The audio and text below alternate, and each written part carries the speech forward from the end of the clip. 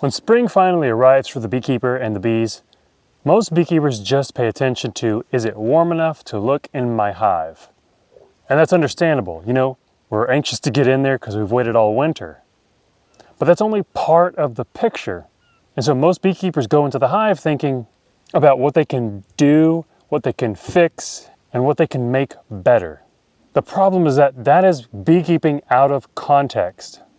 There is one factor far greater to take into account before you go into your colony, so that when you see what you end up seeing during your inspection, you'll understand why. You'll understand why things look the way they are. And I guarantee you, if you do this one thing before you make any changes, it will improve your beekeeping. By the end of this video, you're going to understand what this one factor is that if you take into consideration before you go into your hive and during, you will be able to properly interpret what your frames look like and what you're reading before you begin manipulating inside of the hive and trying to make things look ideal. So stick around.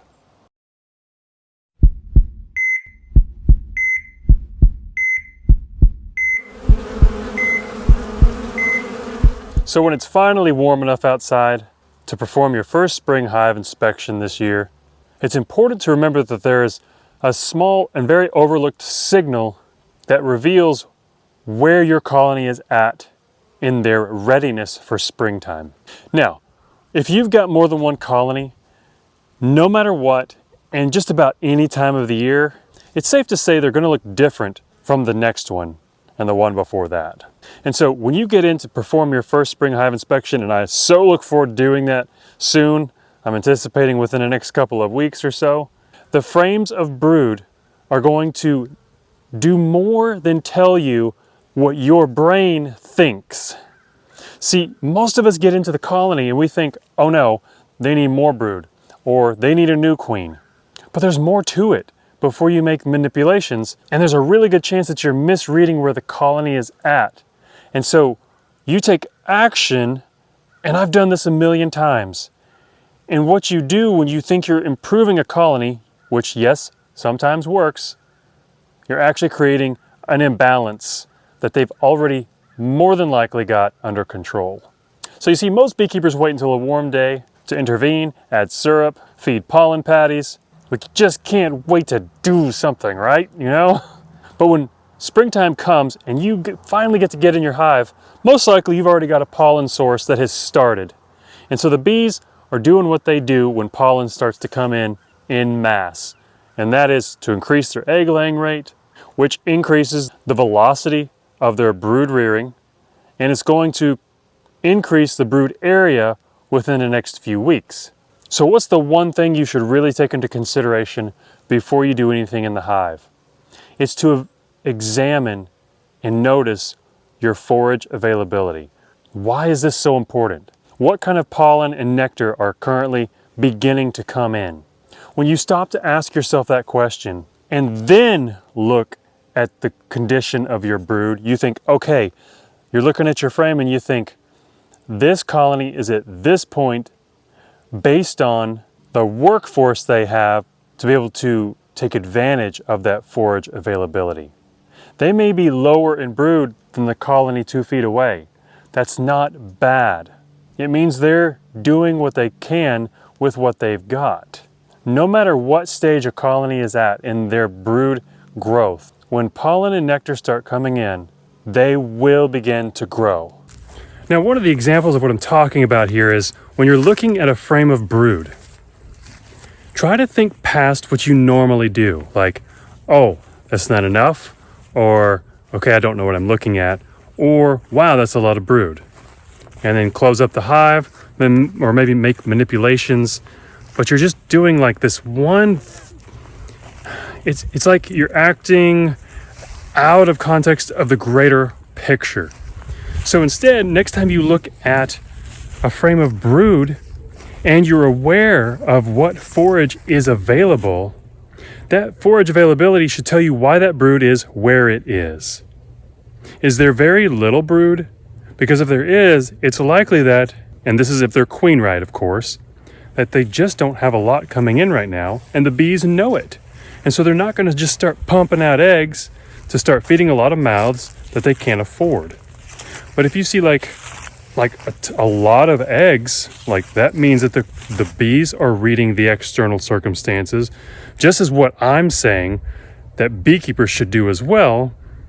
And then that will tell you, okay, the external forage availability matches the internal conditions of the colony, and that's why I'm seeing a lot of eggs, because they feel that there's plenty enough resources to take the risk and start laying more eggs to increase their population, so that they can then increase their population density of their adult bees to invest into the potential of that forage availability becoming more available as time goes on.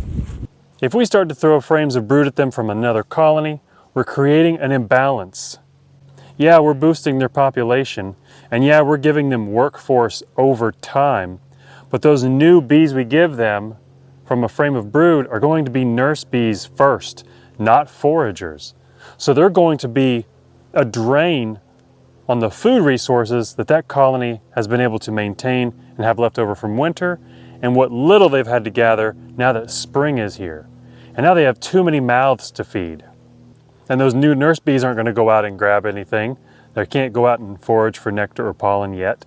And so what's likely going to happen is that next time we come, we're not going to correlate that now they don't have enough food with that we gave them more mouths to feed, and that's why they don't have enough food. I can't drive this home enough that it is so important to understand your external environmental influences, especially forage availability, before deciding what manipulations to make inside the box. And what I look forward to the most is being able to show you what I'm talking about in some of my upcoming videos whenever the temperatures get warm enough to open this up. And technically today is warm enough, but it's still winter. I don't let that fool me, because right now there's no drones. They're still weeks away from creating drones. And so let's say I get into this and find something I don't like. Well, guess what? There's nothing I can do about it right now. And now they've got the added stress of that disturbance. So it's just not worth it. I'm going to wait till it truly is spring and we've got more consistent temperatures that say it is. We don't even have maple blooming here yet, which is our first pollen source. I'm sure they're finding something. Let's see if they're bringing in anything. I don't see pollen on any of these girls, but they are busy. I trust my bees to take advantage of what's available more than I trust my own judgment of that. They're the ones that are born for this. In essence, most beekeepers only notice what's obvious to them, the way we've been trained.